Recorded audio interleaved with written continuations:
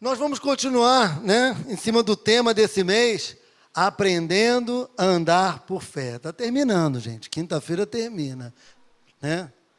Quinta-feira o Samir vai estar encerrando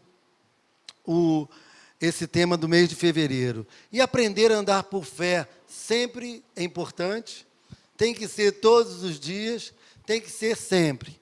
Mas esse mês a gente deu uma atenção especial para que a gente pudesse sinalizar, pontuar em certas situações, para que a gente, vamos dizer assim, através aqui, né, desse tema, desse uma sacudida, desse uma mexida nas nossas vidas, para a gente entender o que é andar por fé, conhecer, vasculhar na Bíblia, ir fundo na Bíblia, que andar por fé, que Jesus nos chama, não chamou só a Pedro, andar sobre as águas, chama todo cristão a andar sobre as águas, a desafiar as forças naturais. E você fala, ô pastor, quando é que eu andei sobre as águas? Muitas vezes a gente anda sobre as águas, naquele momento que a gente está angustiado, triste, se sente derrotado e fala, não consigo dar mais um passo, não consigo andar mais um dia na minha vida. E vem uma força que a gente fala até assim, né? Não sei de onde vem, né? Na expressão popular, de onde vem essa força, de onde vem esse ânimo. Eu já passei muito por isso. Passei uma nem duas vezes não, gente. Por isso que eu posso falar. E vem aquele ânimo e faz a gente conseguir vencer um dia e vencer o outro, vencer uma semana, às vezes vencer um mês. Uma tristeza, uma decepção, uma traição, um rancor, uma mágoa, né? Feridas que ficam, que muitas vezes a gente fala assim, eu não sei como eu vou conviver com isso. Um incidente, uma tragédia, alguma coisa que muitas vezes vem e marca a nossa vida e a gente fala, como eu vou caminhar? E Deus nos faz caminhar sobre as águas. Né? Às vezes nesse mundo, né? Pela política, pela economia, né? Pelo sistema, e tem vários motivos, que a gente precisa do sobrenatural de Deus, o Espírito Santo, a presença de Deus, que nos coloca em pé de manhã, que nos coloca para trabalhar, que nos coloca para relacionar com pessoas, e por aí vai. É o sobrenatural de Deus, que nos faz andar sobre as águas. Amém, igreja? Então, aprender a andar pela fé. Hoje nós vamos abrir em Lucas 5, capítulo 5, de 17 a 26. E o título dessa pregação, né, o tema é aprender a andar por fé, mas o título seria a fé que vê o invisível. Que vê o visível. Não, perdão, a fé que vê o visível, não é o invisível. Porque transforma o invisível em visível. A fé muitas vezes pega aquilo que é abstrato, aquilo que não se vê, aquilo que não está ali na frente. É como eu falei, né, às vezes a pessoa angustiada e triste, que no outro dia com certeza não vai conseguir levantar, não vai conseguir sair das drogas, não vai conseguir sair do alcoolismo, não vai conseguir sair do remédio. E vai lá. O invisível está ali, abstrato, não está sendo visto. Mas a fé pega aquilo que parece que não vai acontecer no outro dia. É fato que não vai acontecer. E faz que aconteça. E bota para todos os olhos verem. Amém? Nós vamos pegar um exemplo desse. Lucas 5, de 17 a 26. Ora, aconteceu que numa daqueles dias, estava ele ensinando, e achando-se ali assentado, fariseus e mestres da lei, vindo de todas as aldeias da Galiléia e da Judéia e de Jerusalém, e o poder do Senhor estava com ele para curar. Pode? Sim, pega. Vai. Vieram. Então, os homens trazendo de um leito um paralítico, procuravam introduzi-lo e pô-lo diante de Jesus.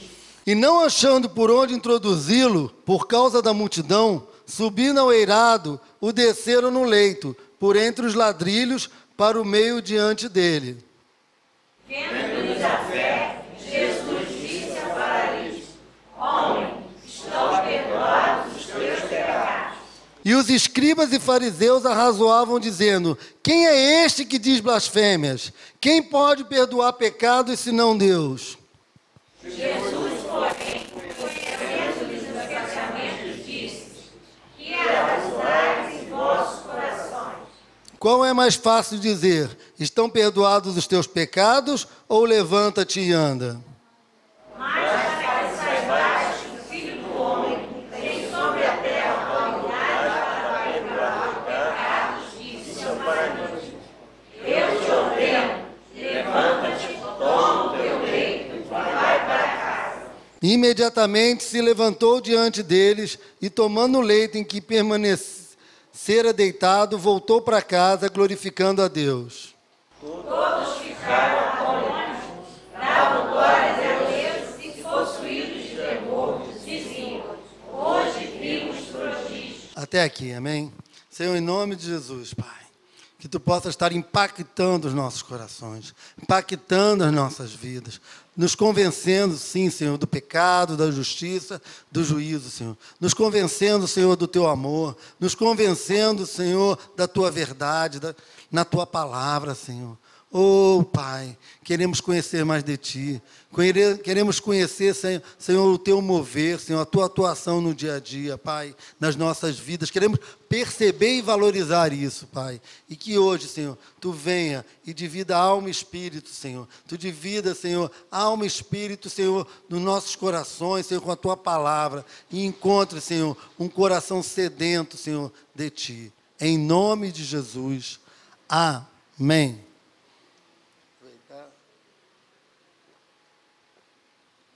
Molhar um pouquinho a garganta, né?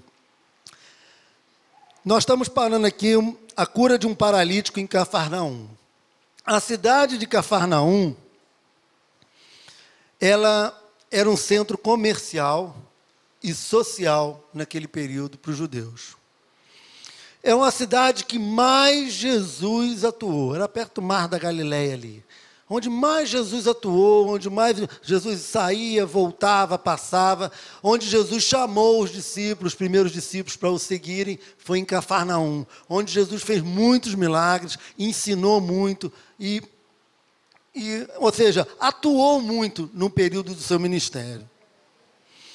E nesse período ele estava, nessa situação aqui, ele estava ensinando dentro de uma casa. Não era num templo, era numa casa. E essa casa estava lotada, estava cheia. Muitos já conheciam a fama de Jesus, muitos ouviram falar de Jesus, entraram naquela casa e queriam ouvi-lo. Mas tinham também doutores da lei e fariseus. E eu fico imaginando, realizando, né, Jesus ali naquele meio, para ser ouvido, né? Poderia ser uma casa tipo essa, deveria ser talvez até bem maior, né, que as casas. E estavam lotadas, e os doutores da lei ali, sentados, vamos ouvir Jesus. Vamos ver o que esse homem tem a dizer. Os fariseus também, falando assim, aqui, aí começou, né? Eu calculo que, vamos falar um pouquinho deles agora, dos doutores e os fariseus. Aqui não é o templo. Não está arrumado igual o templo, não está... Esse homem, olha como é que ele está. Ele não está nem naquela postura que tinha os doutores da lei da época, né? Olha Jesus como é que está falando para aqueles homens. Pensando bem, né? Aí cutucava um para o outro, falando assim, olha esses homens iletrados. Jesus está andando com esses iletrados. Lá no templo não tem isso. Jesus tem mulheres aqui no templo, nem pensar em mulheres entrar no templo. E tem até prostituta aqui para ouvir Jesus. Que esse homem pensa que ele acha que é Deus. Ele está quebrando todas as regras, todos os paradigmas, vamos dizer, estão sendo quebrados ali naquela situação, nas posturas. Olha lá, olha aquele homem aleijado, olha aquele outro assim, olha aquilo outro, né? Olha a maneira, cadê a reverência de Jesus? Interessante, né? Um Deus... um homem, né? O verbo encarnado, o homem Deus, ali com a presença do Espírito Santo, a Bíblia fala que ele estava cheio do poder de cura, e eu vejo a presença do Espírito Santo. Eu acho que o escritor frisou isso, que o poder do Senhor estava com ele para curar, para mostrar que ele estava cheio do Espírito Santo. E que ali a necessidade naquela hora era a cura. Atendendo necessidades, sendo específico para homens, conhecendo o coração dos homens, voltado para as carências de cada um. Olha que coisa tremenda. Isso não fala muito aos nossos corações? As nossas, sabe, um Deus que atenta para as nossas carências, as nossas necessidades, as nossas fraquezas. Um Deus que atenta para cada um ali daquela multidão, tinha uma necessidade. Estava ali por um motivo. Tinha gente que estava até ali para criticar. Tinha gente que estava até ali para duvidar. Tinha gente que estava até ali esperando a hora de dar o bote em cima de Jesus. Os doutores, os fariseus, estavam esperando a hora de falar. Quando ele vacilar, a gente vai lá e crucifica ele, né? E prende ele, e castiga ele. Tinha de tudo. Tinha de tudo. No meio da religião. No meio do cristianismo que estava nascendo no meio dessa situação, dessa contradição.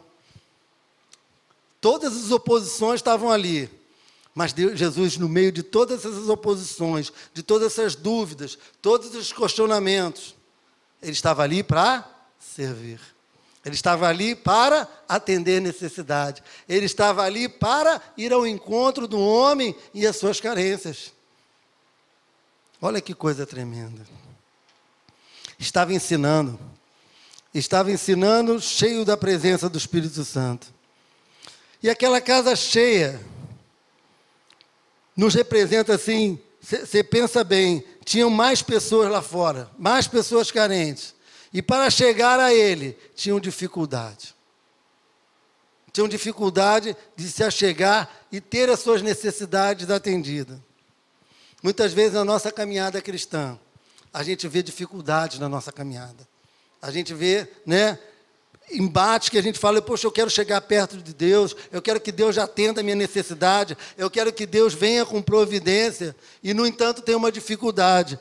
Ah, tem a dificuldade, está lotada, Deus está respondendo as orações do fulano, do ciclano e tal, comigo ele não vai ter tempo, comigo não pode, eu vou desanimar, eu já fui na igreja há uma semana, um mês, um ano, e as coisas na minha vida não estão acontecendo conforme eu gostaria que acontecesse.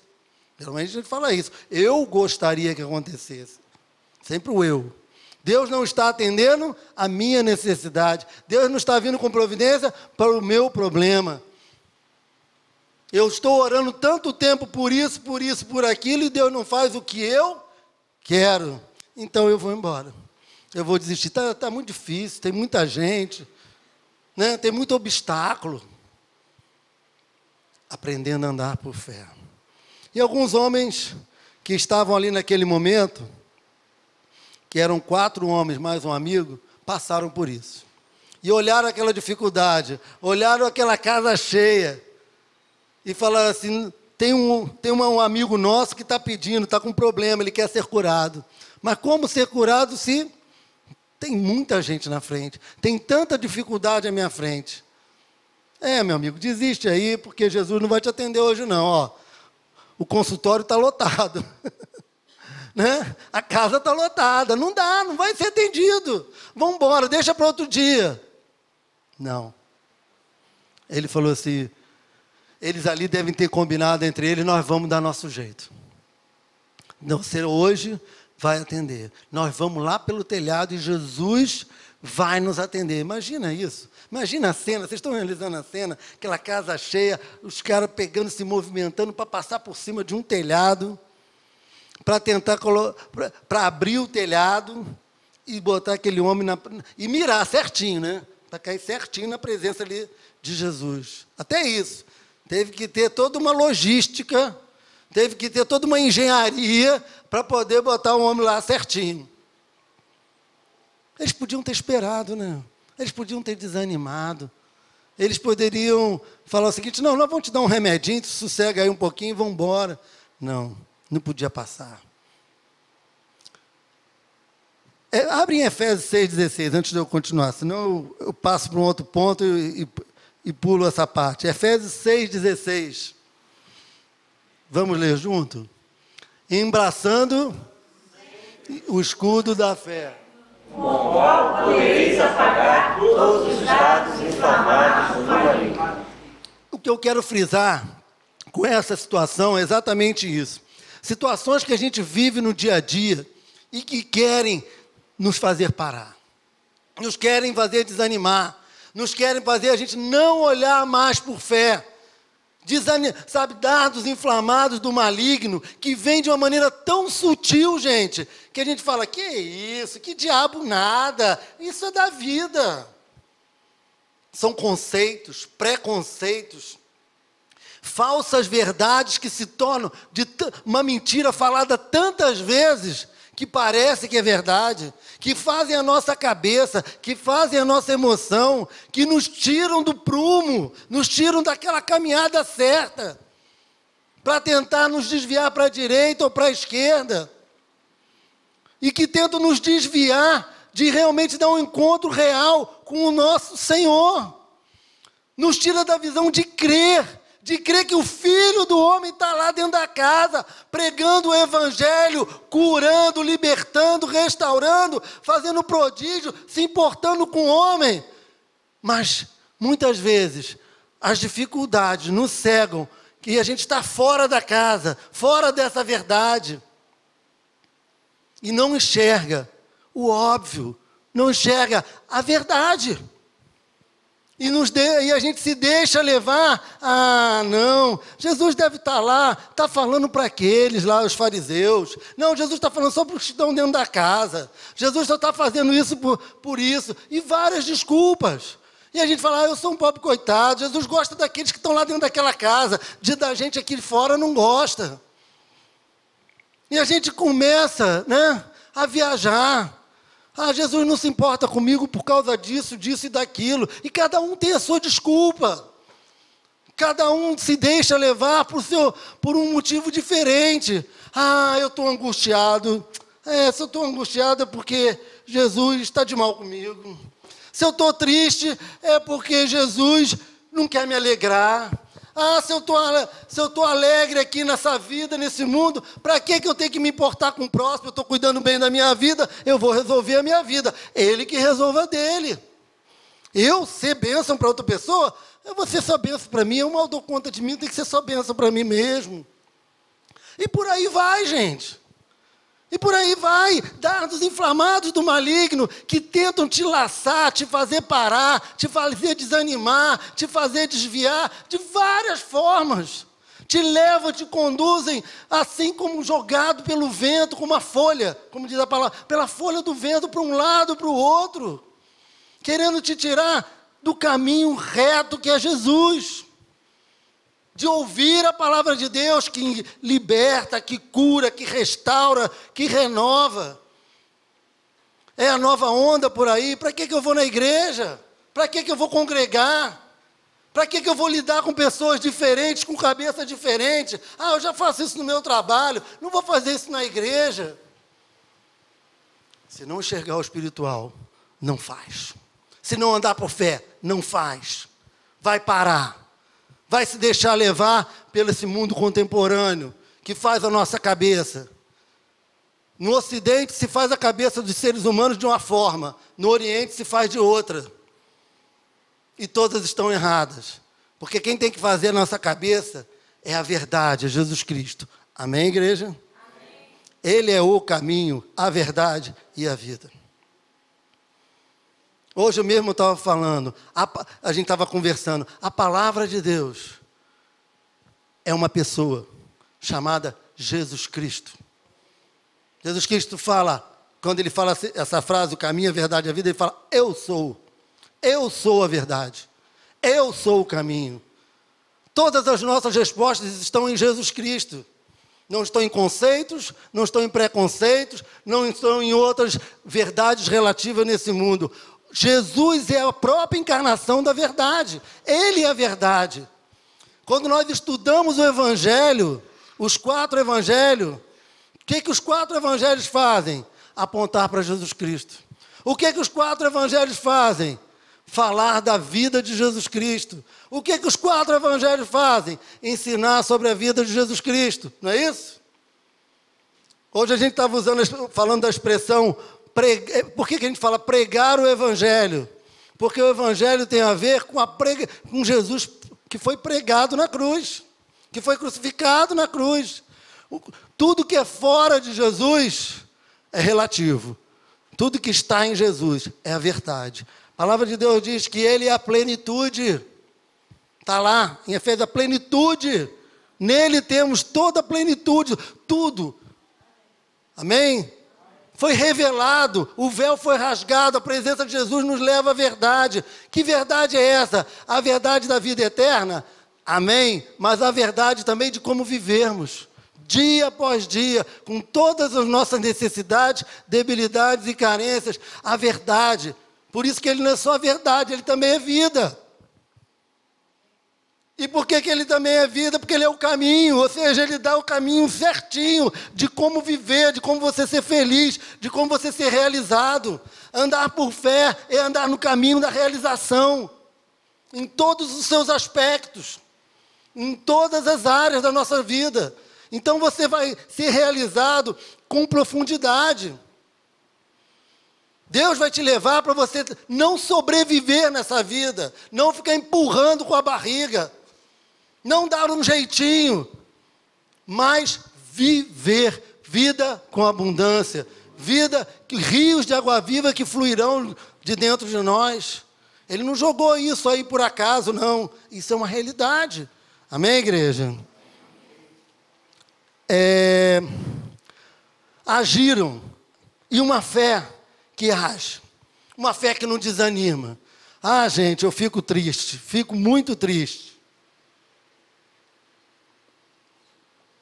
Quando me falam, ah, pastor, eu estou desanimado. Ah, pastor, eu não consigo ir na igreja. Ah, pastor, eu não consigo ler a Bíblia. Ah, pastor, eu não consigo fazer isso, assim em Deus. Ah, pastor, e fica dando uma N desculpas, 1000 desculpas. Que não consegue caminhar, eu não consigo caminhar com Deus, eu não consigo buscar a Deus. A gente tem oposição para buscar a Deus? Muita. O diabo arma de várias maneiras para cima da gente? Arma. É só você parar para ler a Bíblia, toca o telefone. Parou para ler a Bíblia, sai um repórter lá com uma notícia urgente na televisão. Você para ler a Bíblia, o filho chora. Acontece não sei o quê, o trabalho. E muitos motivos. Você para no trabalho para dar um tempinho. Você estava no trabalho, está tranquilo. Poxa, está tranquilo hoje, né? Poxa, 1 hora aqui que eu estou sem fazer nada. Ah, então vou tirar uns 5 minutinhos aqui para orar. Vou fechar os olhos 5 minutinhos e vou falar com Deus a minha necessidade. Ah, pronto. Aparece alguém. Dentro do trabalho. Acontece alguma coisa. Cai o avião dentro do prédio. Mas alguma coisa acontece para te parar. Tem dificuldade? Tem. Tem oposição? Tem. Mas a gente tem que ter prioridade. A gente tem que saber o que a gente quer na vida. Essa é a verdade. Da mesma maneira, naturalmente, que eu tomo a decisão, eu quero minha profissão, é isso, eu quero realizar isso, eu tenho que saber o que eu quero. Aí chega a ser uma situação de decisão. Né? Parte da decisão, fala assim, eu quero buscar a Deus. Eu trabalhava 12 horas por dia num comércio, problema não me faltava, era novo, tinha que aprender a administrar muita coisa. Tive que aprender, tinha família, filho pequeno. E, no entanto, eu dava um jeito de ir para a igreja à noite. Quarta-feira eu conseguia sair. Às vezes queria fechar cedo, estava tudo certo, né? 8 horas estava fechando, aparecia alguém até para comprar um negócio, tinha que me atrasar. Mas eu dava um jeito, porque era prioridade. Era prioridade orar, senão não vivia. Se eu não lesse a Bíblia, eu não vivia. Era prioridade. Dependia disso a minha vida. Então tinha prioridade. Tinha oposição? Muita. Mas tinha prioridade. Deus era prioridade. Eu tive uma experiência com Deus. Eu entendi que meu Redentor vive e que Ele morreu por mim. E se Ele morreu por mim, deu a vida por mim, é prioridade que eu busque. Prioridade para a minha vida. Assim como é a prioridade o ar que eu busco respirar todo dia. E quando a gente entende isso, a gente age, a gente não se deixa levar, a gente luta, a gente resiste, a gente combate o bom combate. Tudo bem, cai, erra, falha, sim. Mas a gente fala, oh, Deus, me levanta de novo, Senhor, senão não... Oh, Deus, sim, Deus, vamos lá, Deus, me ajuda, Deus. Amém, igreja? Agiram, enfrentaram, foram para o telhado, encararam a dificuldade, encararam os desafios, encararam os problemas, mas com fé, crendo, o Redentor está lá, Jesus está lá, a solução do meu problema está ali. E eu não abro mão disso. O que eu vou ter que enfrentar? O que eu vou ter que passar? Qual é a dificuldade? A igreja do Ocidente tem que aprender muito com a igreja do Oriente. Vai aprender. Vai ter muito cristão oriental aqui ensinando a gente. Em nome de Jesus. Já profetizaram isso e já estamos vendo algumas coisas. Porque aqueles homens cristãos no Oriente, aqueles enfrentam muita também dificuldade. Perseguição. Muitas vezes necessidade de diversas formas. Oposição de diversas formas.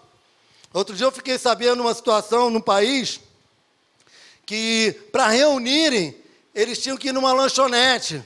Eles reuniam numa lanchonete para ler a Bíblia. Aí, como se fossem uns amigos, né? Reuniam lá 20. E aí, nessa que estão ali, eles abriam a Bíblia e ficavam lendo. E assim estava sendo feito. Mas, um determinado dia, deduraram eles. Falaram que eles estavam ali se reunindo com os fins religiosos, cristãos. Entrou a polícia e prendeu todo mundo. Olha o constrangimento. Foram presos, tiveram que ficar detidos. Alguns ficaram mais tempo, outros conseguiram sair. Mas olha que situação, homens de bem que estavam simplesmente reunidos para compartilhar a sua fé, a sua crença, para buscarem a Deus. E olha o que aconteceu, a consequência, estiveram presos. O Ocidente tem que aprender com o Oriente. Enfrentaram. E Jesus, quando estava ali dentro, daqui a pouco ele vê o telhado abrindo e descendo um homem pelo telhado, numa maca, doente. E Jesus fala o seguinte, no versículo 20, que até eu posso dizer que se torna um versículo de destaque, né, dessa situação e nessa pregação. Vendo-lhes a fé, Jesus disse ao paralítico, homem, estão perdoados os teus pecados. Gente, a fé foi vista. A fé estava visível. Jesus viu, ninguém contou. Ele viu a fé daqueles homens. O que era abstrato se tornou concreto. O que era relativo se tornou verdadeiro. A fé foi prática, estava lá. Aqueles homens tiveram fé, todos eles. Os 5, os 4 que ajudaram e o outro tiveram fé e agiram no nome, crendo que aquele homem que estava ali era o Filho de Deus e que realmente tinha poder para curá-lo. Parece uma coisa corriqueira, mas você entende bem. Se eles não crescem que Jesus era o Filho de Deus, eles não tinham agido como eles agiram. Eles não tinham feito o que eles fizeram. Amém, igreja? Os fariseus, os doutores estavam ali, não moveram, criticaram, conforme está no texto abaixo. Vendo-lhes a fé, testemunhou a fé deles. E Jesus falou assim, meu querido, o teu pecado está perdoado. E os doutores falaram assim, quem é esse homem para perdoar pecado? Perdoar pecado só Deus. Esse homem, ou seja, os doutores da lei, os fariseus, não, e não eram poucos, não estavam crendo que aquele homem era o Filho de Deus.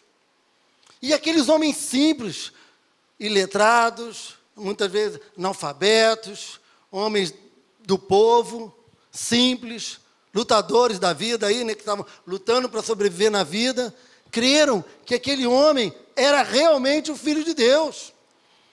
Eles creram com uma fé prática e simples, e direta, abençoando o irmão, ajudando o outro que estava ali. Estavam sendo abençoados? Estavam, mas estavam também abençoando aquele homem que estava no leito.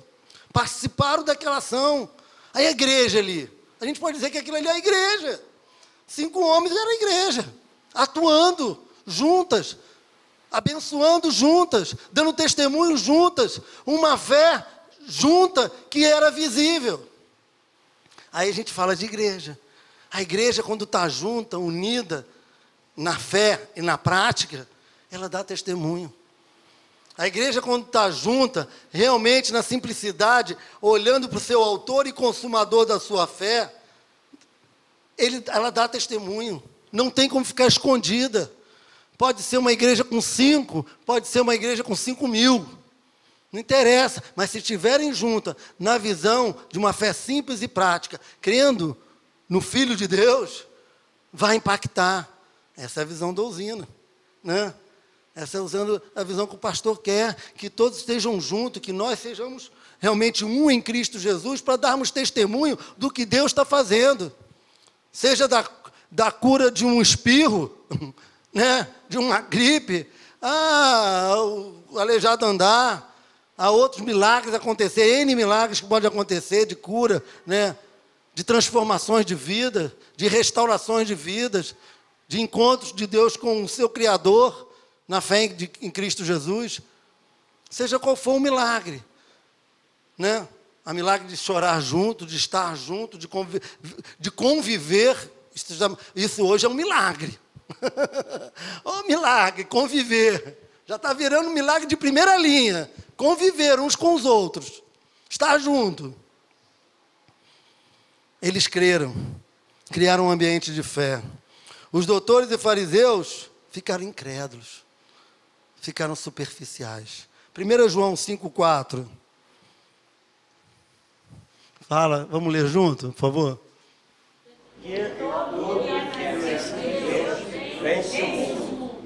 E esta é a vitória que vence o mundo, a nossa fé. Gente, se andarmos por fé, a gente não perde. Se andarmos por fé, a gente ganha todas, em todas as áreas da nossa vida. Amém, igreja? Se a gente andar por fé, é que a gente vacila. Ora, a gente anda para... A gente faz que nem o outro, né? Um passinho para frente, aí dá um passinho para trás. Dá um passinho para frente. Opa, agora vai. Não, agora vai.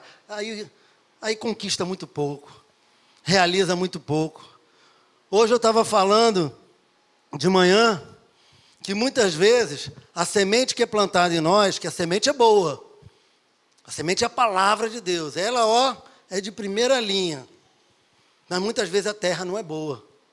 Muitas vezes a terra limita a semente. Limita a palavra de Deus em nós. A palavra de Deus quer vir em nós, e realizar, e fazer, e nos tornar, né? Foguetes na mão de Deus.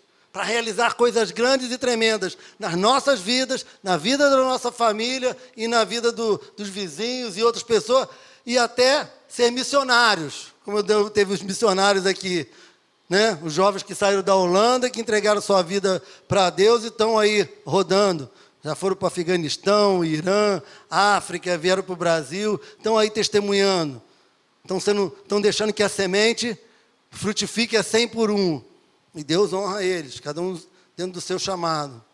Então, muitas vezes, a semente de Deus quer fazer que a gente realize coisas grandes, mas nós limitamos. Era para frutificar a 100 por 1.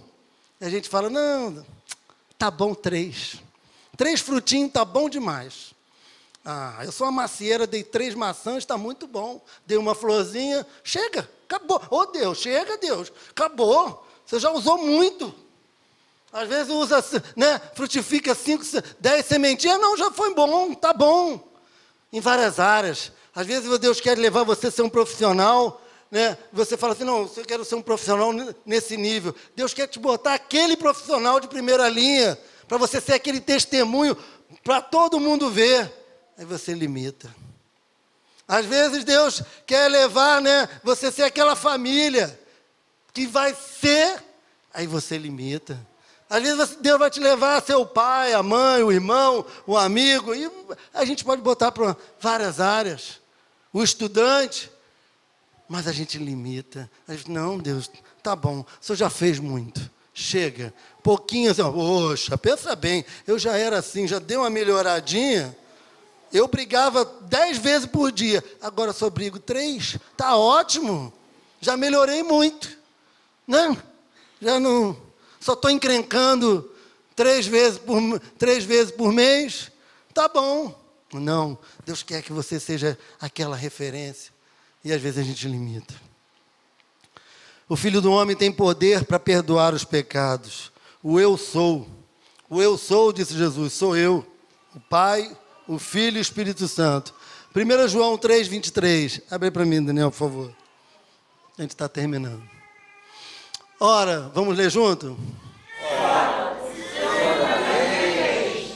que creiamos em nome do seu Filho, Jesus Cristo, e nos amemos uns aos outros, segundo o mandamento que nos ordenou. Amém. Amar. O mandamento é que creiamos em nome do seu Filho. Você fala, pastor, isso não é novidade. Mas é. Isso é uma coisa que o diabo quer fazer com a gente, dia após dia, é que a gente não creia. Hoje um amigo estava falando que o diabo pode matar. Né? Falou lá que podia tocar em Jó e que ia matar Jó. E que pediu permissão, Deus falou assim, não, pode tocar nele, mas não pode tocar em Jó. Né? Pode fazer feridas nele. Aí eu falei assim, E disse que aí que o diabo tinha um poder. Eu falei assim, o diabo não precisa muito poder, deve ter levado o Jó para o McDonald's. Aí ele ficou cheio de ferida, brotou tudo, ficou todo empolado, né? Comeu lá uma coisa qualquer, e passou mal. Né? Então, o que acontece? O inimigo, a todo momento, ele quer que você não creia em Deus. Quer fazer que você tire os olhos de Deus. Porque se você tirar os olhos de Deus, você está morto. Olha o que o diabo faz. Para te matar é fácil, para me matar é fácil, para matar o ser humano é fácil. É só fazer tirar os olhos de Deus. Ele sabe. Por quê? Aonde está isso? Lá no início. Deus falou assim? Deus falou, porque Deus falou assim, não comerá da árvore do conhecimento do bem e do mal, porque se comer, certamente morrerá. Se eu e você não comermos da árvore da vida, quem é a árvore da vida? Jesus. Todos os dias, certamente morreremos. Isso é fato, e o diabo sabe disso. Então ele faz o que com a gente? Tira os olhos de Deus. Tira os olhos do autor e consumador da tua fé. Começa a se deixar levar pelo mundo. Começa a se deixar achando que você vai dar conta. Começa a acreditar que o homem, pelo homem, vai resolver e vai ter todas as respostas. Certamente morrerás. Sem Deus não há vida. O homem está aí, a morte entrou. Por quê? Porque o homem se afastou de Deus. E quanto mais o homem se afasta de Deus, a morte é certa. Para que não creiamos em Deus. E se a gente não crê em Deus, nós vamos morrer. E se a gente morre internamente, eu não me relaciono com o meu próximo. Porque eu estou morto. Morto não relaciona. Morto não consegue se relacionar. Morto está cheio de ferida. Morto não tem nada para dar. Entendeu, igreja? Não tem. Morto só olha para si. Morto só olha, estou morrendo. Ele não consegue enxergar mais nada, a não ser que ele está morrendo. E ele não consegue olhar para o próximo. Mas uma pessoa cheia de vida, ela transmite vida. Amém, igreja? Glorificaram a Deus. Viram a cura. Quem é esse que cura, que disse, seus pecados estão perdoados? E arrazoavam no coração os fariseus e os doutores. E Jesus fala para ele, que é mais fácil dizer, estão perdoados os teus pecados ou levanta-te e anda? Não dá no mesmo? Você está perdoado do teu pecado, como um Deus. O mesmo Deus que perdoa os pecados é o que levanta e anda. Só Deus pode fazer isso. Homem nenhum pode fazer isso. Isso tudo não testifica que eu sou Deus? O que é mais fácil falar? Tanto faz como tanto fez. Então fala, levanta-te e anda. E o homem creu. Levantou, pegou lá o seu horário, botou debaixo do braço, opa, estou bom. E foi embora. O milagre estava ali. E eles falaram, glorificaram a Deus. E os homens iletrados, fora aqueles doutores que estavam ali, querendo racionalizar, pensar, não é possível, incrédulos. Enquanto isso, aquele grupão, a multidão, estava ali glorificando a Deus. Estamos vendo prodígios. Estamos vendo sinais. Esse homem é o Filho de Deus. Está mais que claro que esse homem é o Filho de Deus. Só Deus pode fazer isso. Ele está aqui. É Ele mesmo. É Ele que está na minha vida. Você consegue ver isso? Ao invés de a gente, muitas vezes, a igreja, de uma forma geral, muitas vezes fica conjecturando, pensando, estudando, analisando. Será que Deus é assim? E Deus lá? E Deus aqui? E é assim que Deus vai fazer? E tal. Não vê a prática da fé. As experiências de fé que você tem vivido diariamente. Os milagres que você tem vivido. Foi o que eu falei no início. Angustiado. Poxa, hoje eu levantei. Só Deus. Eu e Deus é que sabemos por que eu levantei hoje. Isso é um milagre. Para trabalhar, para enfrentar a vida. Oh, só Deus sabe como é que hoje eu perdoei aquele fulano, aquele ciclano. Só Deus sabe como, milagre, como eu amei aquela pessoa. Só Deus sabe como o pastor prega aqui nessa igreja, levanta, só Deus sabe. Só Deus sabe, milagre, todos os dias. Só Deus sabe como eu sou uma bênção e como eu consigo ser abençoador. Cada um sabe. Milagre, experiência de fé, vivência. Fé prática, fé que age. Só Deus sabe o milagre de eu estar aqui na igreja. Só Deus sabe o milagre de eu sair daqui da igreja e pregar. E sair no meu trabalho e testemunhar de Deus. E eu ser uma bênção. Eu sou um marido abençoador. Eu sou uma esposa abençoador. Um filho abençoador. Né? Um pai abençoador, um amigo abençoador, um vizinho abençoador, negócio. Agora eu lembro do Glaucio ali. A luta lá, que só graça, né, Glaucio? Às vezes uns vizinhos lá que só a graça. Eu já tive uns vizinhos assim também, às vezes. Você fala assim, a paz do Senhor, Deus te abençoe. Jesus, só Deus sabe como é que eu consigo abençoar nessa hora. Marcos 9, 23. Vamos lá para a gente fechar. Vamos ler junto? Ao que respondeu Jesus: se podes, tudo é possível ao que crer. Tudo é possível ao que crer. Quando a gente crê, aquilo que a gente acha que não era possível, se torna possível. Aquilo que a gente fala assim, eu nunca ia alcançar isso, passa a alcançar. Eu não ia conseguir fazer isso. Passa a fazer. Eu não conseguia ser assim. Eu passo a conseguir ser. Sabe? Passa a ser possível. Porque a gente crê. Porque a gente não orou. Senhor, seja feita a minha vontade. Seja feita a tua vontade, Senhor. Pai nosso que estás no céu, seja feita a tua vontade e não a minha. A prioridade seja tua, não a minha. Tu é que sabe os pensamentos que tem a meu respeito. Eu não sei, eu sou limitado. Amém, igreja? Então você passa a ter uma outra visão. Você passa a crer num Deus que realmente você entende, você se conscientiza, você percebe, você enxerga que o Deus Todo-Poderoso, que Ele é Todo-Poderoso, está cuidando de você, que você está na palma da mão de Deus. Uma fé que é prática. Uma fé que caminha dia após dia, sabendo, Deus é comigo. Ah, mas eu pequei, e pequei feio. Opa, se eu sei que eu pequei feio, já é um bom sinal. É porque eu já estou me conscientizando dos meus erros. Porque geralmente, o que não crê em Deus não se conscientiza dos erros. Não reconhece os seus erros. Não reconhece que falhou. Né? Tem aquela passagem que diz, sonda-me, Senhor.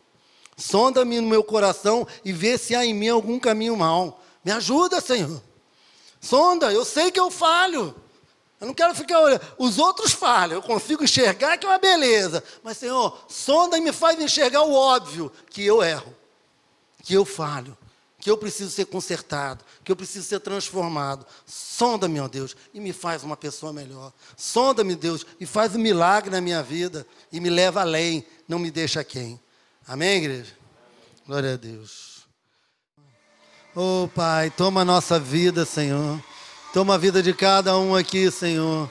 Vem, Pai, e restaura, renova, fortalece, Senhor. Enche com a Tua presença. Que cada um de nós, Senhor, a igreja aqui da usina, entenda, Senhor, que tudo é Teu, Senhor. Que os Teus sonhos são mais altos do que os nossos. As Tuas realizações são mais altas do que as nossas. que Tu queres o melhor para nós, que Tu tem cuidado de nós, a despeito de erros e acertos, Senhor, das nossas fraquezas, limitações. Tu pode nos levar além, Senhor. Tu pode nos levar por caminhos altos. Tu pode realizar em nós e através de nós coisas grandes e tremendas, Pai. Oh, Senhor, que possamos dar vazão, sim, Senhor, a conhecer a Tua palavra, a Te buscar, a priorizar, Senhor, a Tua pessoa, o Teu amor, a Tua verdade. Em nome de Jesus, que possamos lançar o nosso coração, Senhor, em Ti, porque Tu jamais nos decepcionarás, Senhor. Se lançarmos os nossos corações em Ti, Senhor, Tu não nos deixarás, Senhor, frustrados, fracassados, Senhor. Oh, não, Senhor, à beira do caminho, não. Tu irás nos guiar para a terra que mana leite e mel. Tu irás fazer o melhor conosco, Senhor. Oh, Pai, que possamos crer, não por um momento, não por uma semana, por um mês, mas que possamos crer toda a nossa vida e deixar, Senhor, que aquele que começou a boa obra em nós possa completá-lo. Em nome de Jesus. Amém. Glória a Deus. Amém.